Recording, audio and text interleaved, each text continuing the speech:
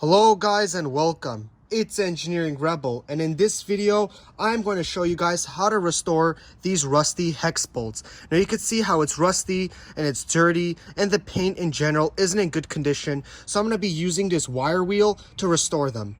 Before we begin, always remember, safety is number 2. No, I'm joking. It's always the number 1 priority. So make sure you have gloves on as well as eyeglasses to protect you from little shards that might be flying from when the wire wheel is turning.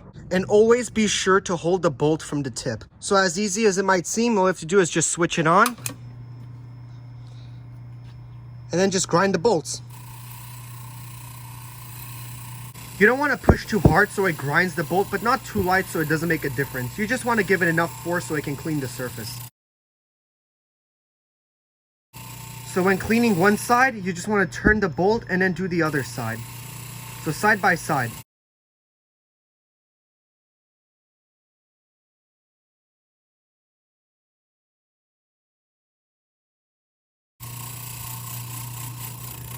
And we're done.